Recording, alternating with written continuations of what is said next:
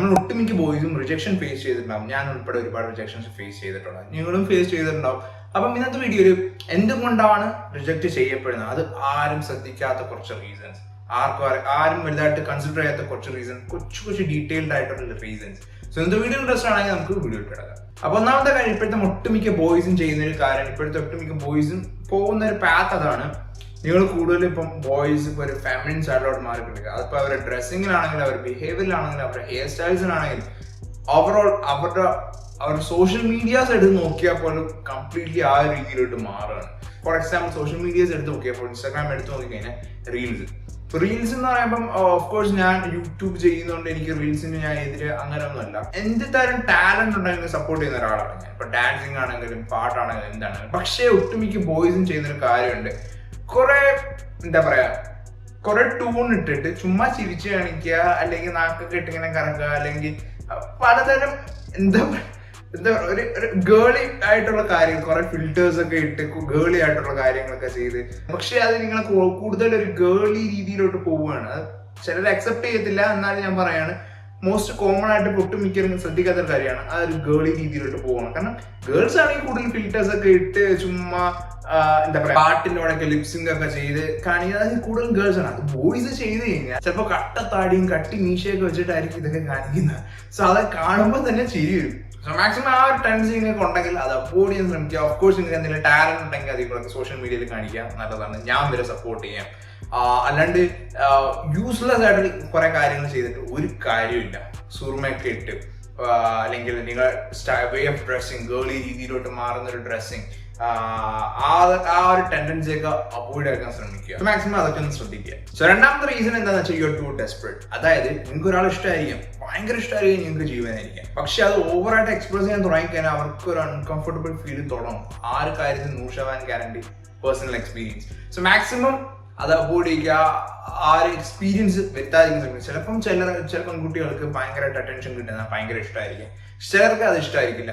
ഒട്ടുമിക്കവർക്കും ഇഷ്ടമല്ല, ചിലർക്ക് ഇഷ്ടമാണ്. പക്ഷെ അയാളുടെ പേഴ്സണാലിറ്റി അറിഞ്ഞിട്ട് അതിനനുസരിച്ച് വേണം ബിഹേവ് ചെയ്യാനായിട്ട്. അല്ലാണ്ട് ഇപ്പൊ റിലേഷൻഷിപ്പിലാണെങ്കിൽ പോലും ഒരുപാട് അറ്റൻഷൻ കൊടുത്തു കഴിഞ്ഞാൽ നമ്മൾ ഭയങ്കര ഡെസ്പറേറ്റ് ആയിട്ട് അവർക്ക് തോന്നും. ഭയങ്കര ഡെസ്പറേറ്റ് ആയിട്ട് തോന്നി കഴിഞ്ഞാൽ അവർക്കൊരു അൺകംഫർട്ടബിൾ ഫീൽ ആണ്. ഇപ്പം ഒരു പെൺകുട്ടി നിങ്ങളോട് ഭയങ്കര ഭ്രാന്ത് പിടിച്ചൊരു പ്രേമമാണ്, അത് നിങ്ങൾക്കും ചിലപ്പോൾ ഇഷ്ടമായിരിക്കും. പക്ഷേ ഭയങ്കരമായിട്ട് എക്സൈറ്റിങ്, എവിടെ പോയാലും ചുമ്മാ വിളിക്കുക, ചുമ്മാ മെസ്സേജ് അയക്കുക, രാത്രി 12 മണി വരെ ആയിട്ടും ഓഫാകത്തില്ല, കടന്നുറങ്ങത്തില്ല, 2-2:30 ഇങ്ങനെ നടന്ന് മെസ്സേജ് അയച്ചും വിളിച്ചുകൊണ്ടിരിക്കുക. അപ്പം നിങ്ങൾക്ക് നിങ്ങളുടേതായ ഒരു ഫ്രീഡം ഇല്ല. ഏറ്റവും അവസാനം അതേണ്ടു കൂടിപ്പോയാലും 3-4 മാസത്തേക്ക് നിങ്ങൾ ഭയങ്കര ഹാപ്പി ആയിരിക്കും. പിന്നെ നിങ്ങൾക്ക് അത് ബുദ്ധിമുട്ടായിട്ട് തുടങ്ങും. സോ അത് അതേ സെയിം അവസ്ഥ തന്നെ ആയിരിക്കും നിങ്ങളുടെ ഭാഗത്ത് നിന്ന് അങ്ങോട്ട് കൊടുത്താൽ.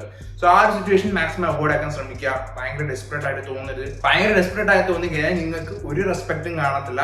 സോ മാക്സിമം അത് അവോയ്ഡ് ആക്കുക. മൂന്നാമത്തെ കാര്യം, എപ്പോഴും പെൺപിള്ളേരെ പിറകെ നടക്കുക. അതായത് ഫോൺ തുറന്നു നോക്കി കഴിഞ്ഞാൽ വാട്സപ്പ് എടുത്തു കഴിഞ്ഞാൽ ഫുൾ ഗേൾസ്, ഇൻസ്റ്റാഗ്രാം എടുത്തു കഴിഞ്ഞാൽ ഫുൾ ഗേൾസ്, ഇപ്പൊ ഫോൺ മെസ്സേജ് ടെക്സ്റ്റ് ചെയ്യുന്ന എടുത്തു കഴിഞ്ഞാൽ ഫുൾ ഗേൾസ്. സോ എല്ലാ പെൺപിള്ളേരും, നാട്ടിലുള്ള എല്ലാ പെൺപിള്ളേരായിട്ടും ഇങ്ങനെ സൊള്ളി അങ്ങ് നടക്കുക.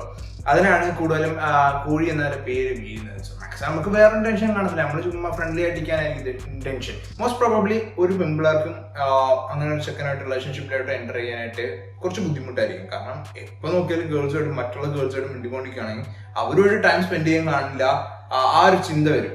റിലേഷൻഷിപ്പിൽ കഴിഞ്ഞാൽ പോലും ഭയങ്കരമായിട്ട് ഗേൾസുമായിട്ട് ഇന്ററാക്ട് ചെയ്യുന്ന അവർക്കൊരു അൺകംഫർട്ടബിൾ ഫീലാണ്, അവർക്കൊരു ഇൻസെക്യൂരിറ്റി അത് ക്രിയേറ്റ് ചെയ്യണം. സോ മാക്സിമം ആ സിറ്റുവേഷൻ അവോയ്ഡ് ആക്കുക. നമ്മൾ ഒരിക്കലും ഡെസ്പറേറ്റ് ആയിരിക്കരുത്. സോ എന്താണെങ്കിലും ഭയങ്കര ഡെസ്പറേറ്റ് ആവാതിരിക്കാൻ ശ്രമിക്കുക. നാലാമത്തെ കാര്യം, ഇപ്പൊ നിങ്ങൾക്ക് ഒരു പെൺകുട്ടി ഇഷ്ടമാണല്ലേ, നിങ്ങളിപ്പോൾ ഫ്രണ്ട്സ് ആണ്, നിങ്ങൾ അപ്രോച്ച് ചെയ്താൽ കൊള്ളാൻ തോന്നുന്നുണ്ട്, അതുകൊണ്ട് നിങ്ങൾ എപ്പോഴും full time chatting, full time phone വിളി, ഫുൾ ടൈം കറക്കം, ബട്ട് റിലേഷൻഷിപ്പിലല്ല. സോ അങ്ങനെ ഒരു സിറ്റുവേഷൻ വരികയാണെങ്കിൽ നിങ്ങൾ ഓവറായിട്ട് അപ്പീലബിൾ, ആ കുട്ടി പറയാനായിട്ടിരിക്കുന്നത് അതേപോലെ നിങ്ങൾ ചെയ്തു കൊടുക്കാനായിട്ടിരിക്കുന്നത്, ആ ഒരു സിറ്റുവേഷൻ ഒരിക്കലും വരരുത്. സോ എപ്പോഴും അവൈലബിൾ ആണെങ്കിൽ നമുക്കൊരു വില കാണത്തില്ല. ഏറ്റവും ചീപ്പായിട്ടുള്ള എക്സാമ്പിൾ എടുത്തു കഴിഞ്ഞാൽ പ്രഷ്യസ് ആയിട്ടുള്ള മെറ്റൽസിനാണ് ഏറ്റവും കൂടുതൽ വില കൂടുതൽ. ചീപ്പായിട്ട് അവൈലബിൾ ആയതുകൊണ്ടും വില കുറവാണ്. എപ്പോഴും അവൈലബിൾ ആയിട്ടുള്ള സാധനങ്ങൾക്ക് വില കുറവാണ്. അതുപോലെ തന്നെയാണ് നമ്മുടെ ഹ്യൂമൻ വാല്യൂ.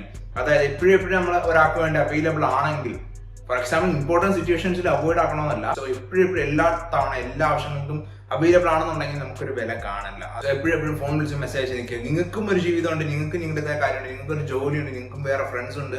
ആ കുട്ടി മാത്രമല്ല നിങ്ങളുടെ ലൈഫ് എന്ന് ഐഡിയ കൺവേ ചെയ്യരുത്. അല്ലെങ്കിൽ നിങ്ങൾക്ക് വേറെ ജോലിയൊന്നും ഇല്ല, ഒരു പണിയില്ല, ചുമ്മാ ഇരുന്ന് ഫോണിൽ മെസ്സേജ് അയച്ചാൽ മാത്രം മതി. ആ ഒരു ഐഡിയ കൺവേ ചെയ്യരുത്. നിങ്ങൾക്ക് ഒരു ലൈഫ് ഉണ്ടെന്ന് കൂടെ കാണിക്കുക. അപ്പൊ ഇനി നിങ്ങളെ കുറിച്ച് പറയുകയാണെങ്കിൽ, നിങ്ങൾ കൂടുതൽ ഗേൾസുമായിട്ട് അപ്രോച്ച് ചെയ്യുമ്പോൾ നിങ്ങൾക്ക് കോൺഫിഡൻസ് കാണത്തില്ല, നിങ്ങൾക്ക് സംസാരിക്കാൻ അറിയത്തില്ലായിരിക്കും, എങ്ങനെ നോക്കണം, എവിടെ നോക്കണം എന്നും അറിയത്തില്ലായിരിക്കും. ഫോർ എക്സാമ്പിൾ, എനിക്കറിയാവുന്ന 2 ചെക്കന്മാരുണ്ടായിരുന്നു. അവർ most of the time girls സൈഡിലോട്ട് ഇങ്ങനെ നോക്കിയിരിക്കുന്നത് ഞാൻ പഠിക്കുന്ന ടൈമിൽ.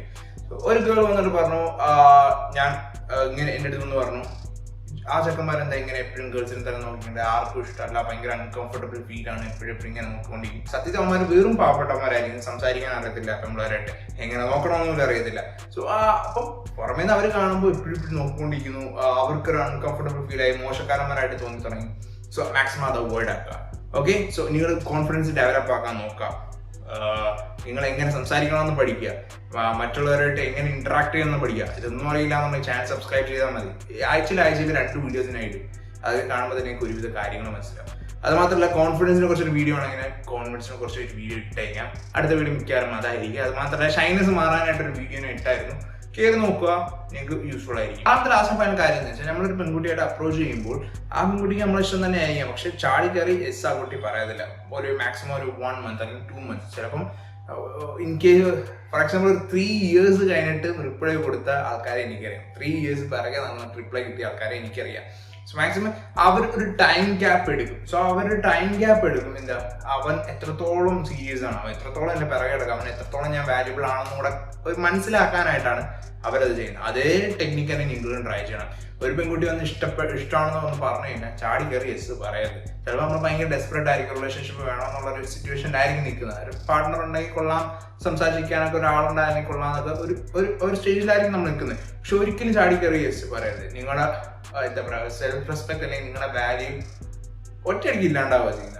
സോ മാക്സിമം അത് അവോയ്ഡ് ചെയ്ത് കുറച്ച് ടൈം എടുത്ത് എത്രത്തോളം സീരിയസ് ആണ് ആ കൊച്ചിൻ്റെ ബാക്ക്ഗ്രൗണ്ട്, ആ കൊച്ചു എങ്ങനത്തെ സ്വഭാവമുള്ള ഒരാളാണ്, അതൊക്കെ ഒന്ന് മനസ്സിലാക്കിയിട്ട് വേണം യെസ് വേണോ നോ വേണോ എന്നൊക്കെ തീരുമാനിക്കാൻ.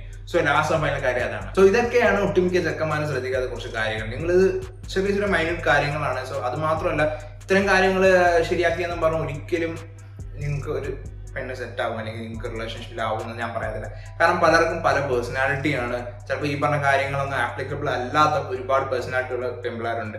ഇത് ഒട്ടുമിക്ക കേസുകൾ 60% അല്ലെങ്കിൽ 80% കേസുകൾ മാത്രമേ ഇങ്ങനെയൊക്കെ വരത്തുള്ളൂ. ബാക്കിയുള്ളവരൊക്കെ അങ്ങനെ ഒന്നും നോക്കാത്ത ആൾക്കാരാണ്.